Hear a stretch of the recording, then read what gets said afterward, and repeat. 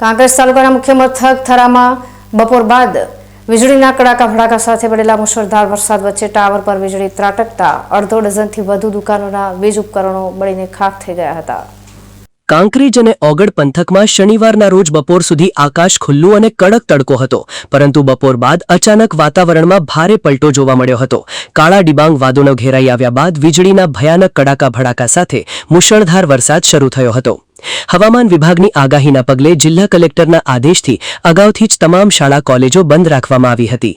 સાંજના સમયે વરસાદે વધુ રૌદ્ર સ્વરૂપ ધારણ કર્યું હતું।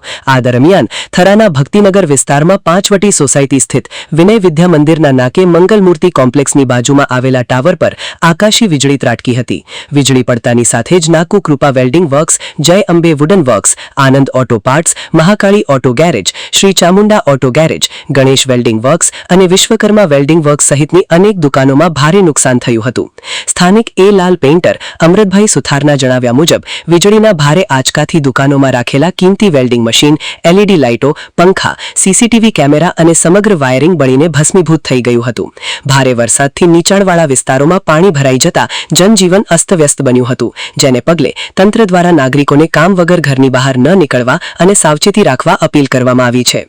બનાસકાંઠામાં હવામાન વિભાગની આગાહી મુજબ જે વરસાદની આગાહી હતી તેને લઈ બનાસકાંઠાના ઓગળ તાલુકાના મુખ્ય મથક થરામાં પંચવટી સોસાયટીમાં એક ટાવર ઉપર વીજળી પડવાથી અનેક ઘરોમાં નુકસાન થયું છે।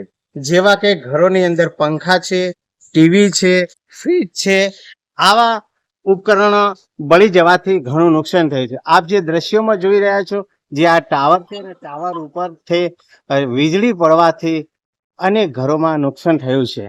અહીંના જે સ્થાનિક લોકો છે એમની પાસે અમે પૂછવાનો પ્રયત્ન કરીશું કે અહીંયા તમારે કેટલું નુકસાન થયું છે। આ એક વડીલ છે, એમના પાસે શું કહેશો, જે ટાવર ઉપર વીજળી પડવાથી કેટલું નુકસાન થયું? બહુ નુકસાન પડ્યું છે। અમારે મંગળમૂર્તિ કોમ્પ્લેક્સમાં દરેક દુકાનમાંથી દરેકના પંખા બળી ગયા છે। આજુબાજુમાંથી તે મંગળમૂર્તિ છે ને અને પંચવટી સોસાયટીમાં દરેકના ઘરોમાંથી ટીવી અને પંખા બળી ગયેલા છે। તો આ જે જણાવી રહ્યા છે કે અહીંયા પંચવટી સોસાયટી અને બીજી મંગલમૂર્તિ કોમ્પ્લેક્સમાં પણ ઘણા જે વેલ્ડિંગ છે કરતા હોય આવી ઘણી દુકાનો છે એને પણ ઘણું નુકસાન આવ્યું છે। માનસી ચૌહાણ, બીકે ન્યૂઝ, ઓગટ, બનાસકાંઠા। હવામાનના અચાનક પલટા અને વીજળી પડવાની ઘટનાથી વેપારીઓને મોટું આર્થિક નુકસાન વેઠવાનો વારો આવ્યો છે, ત્યારે કુદરતી હોનારત સામે તંત્ર અને નાગરિકો બંને સંરક્ષણ અને સાવચેતી દાખવે તે સમયની માંગ છે।